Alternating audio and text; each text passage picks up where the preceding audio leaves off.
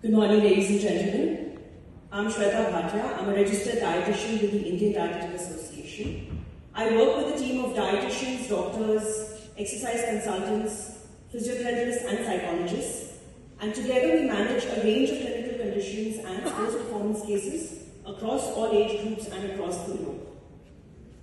It's my proud privilege to be in the company of and address eminent dignitaries like you present today as we celebrate the International Day of Yoga 2022. The topic of my talk today is the benefits of dietary fat. I'm here to tell you why fat is good, because I think it's one of the nutrients which everyone fears the most, right? The history of the healing properties of fat date back to our traditional practices like Ayurveda.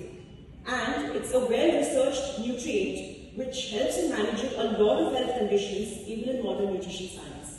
So let me explain that to you through this presentation. Right, so let's begin with Ayurveda. Fat, or as it's called Medas in Ayurveda, has different interpretations. And dietary fat is referred to as Singh. It seems to affect our systems. So those are the three doshas, which is Vata, Pitta and Kapha. The seven dhatu are the seven main tissues. The three excretory substances called Mala, our digestive fire called Agni, and Manas, the mind. So Ayurveda believes that fat moisturizes, strengthens, gives color and radiance, and softens the tissues. So as for Ayurveda, there's a classification of fats. The first category, as you see, is based on the physical properties of fat. So we have pure fats and mixed fats. Now pure fats are the ones which are visible to the eye. So we are referring to fats like ghee from animal fat and plant-based oils. And mixed fats are the ones that are invisible to the eye, or foods from which the body can obtain fat, from, for example, eggs. The second classification is based on the heating and cooling properties of fats. So again, we have animal meat, fish oil, plant-based oils like mustard and sesame seed oil, which heat the body or increase metabolism, or as we call it as pitta. And then we have the cooling fats like ghee and coconut oil, which decrease metabolism, right? Also, they have a cooling effect on the body.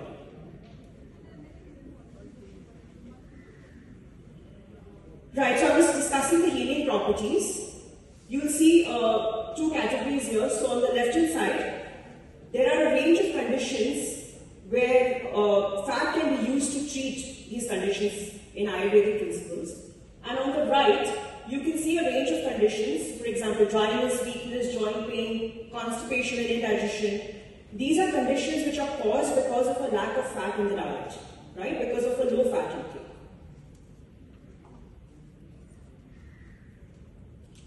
Talking about fat in yogic diets, so ghee has an important place, especially in the initial stages of Ashtanga yoga. And as for the yogic way of life, plant-based oils and dairy fats are considered sattvic, which is that it excludes violence. Now, Ayurveda believes that fat adds to your flexibility and strengthens the body, which aligns very well with the yogic asanas, or the yogic postures. Now coming to modern nutrition science, new studies show that the link between saturated fat, cholesterol and heart disease is weak. So for years we've been following a low-fat diet. As far as I remember, at least for the last 30 to 40 years, we've been very conscious about eating less fat. But globally, the rates of heart disease, obesity and diabetes are increasing. So is fat really the culprit? Well, inflammation is what drives disease. And if you want to keep the incidence of disease down, you should be following an anti-inflammatory diet. So that brings us to low carbohydrate and high fat diets, which are proven to manage a host of conditions such as diabetes, fatty liver, thyroid disorders, PCOS, and more recently, COVID-19. So in my practice, I've used these diets where I've increased the fat and decreased the carbohydrates to treat people who've had severe COVID, especially the last year when we were hit badly in the second wave. So high fat and low carbohydrate diets are actually anti-inflammatory, and that's what new research has proven. So if we are going to increase the fat in the diet and reduce carbohydrates, we've got to make sure that we're selecting the right cooking medium. And there are three main factors which basically determine, or rather help you choose the right cooking medium. So the first one is the smoke point or the heat stability of the oil. The second point is the type of fat, so whether you select a saturated fat or an unsaturated fat. And with this, you'll be able to select the right cooking medium based on the diet you follow. So the first category is the ketogenic diets, which are very popular these days, and that's what I was referring to, a very low carbohydrate diet, which is less than 50 grams per day.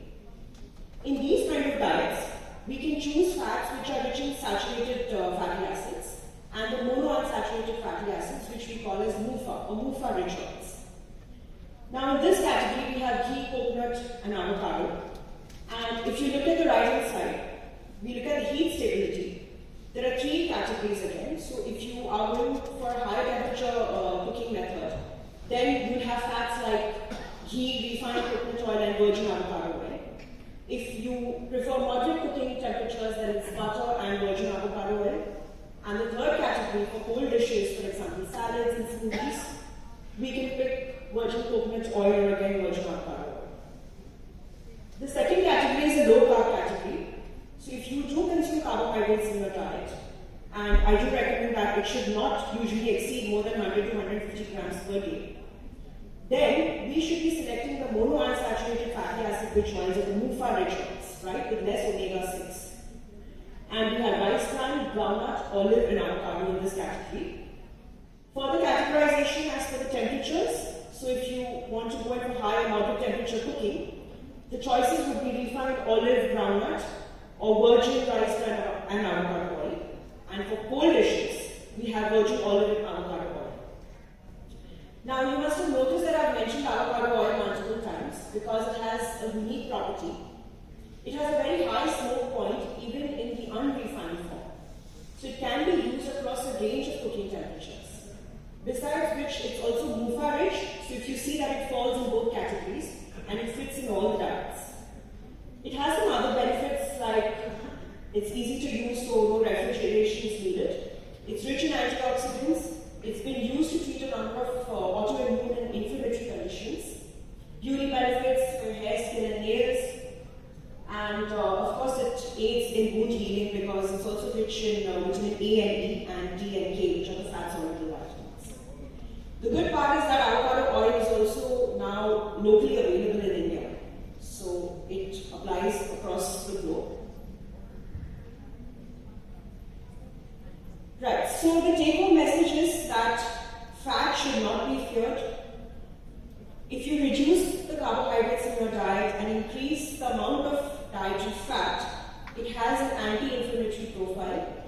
Fat actually burns fat when the carbohydrates are kept low, and these kind of diets can help a lot of health conditions. So with this, I conclude my brief session on dietary fat. I hope you found this information useful. Thank you so much for your attention and hope you enjoy the rest of your day. Thank you. Thank you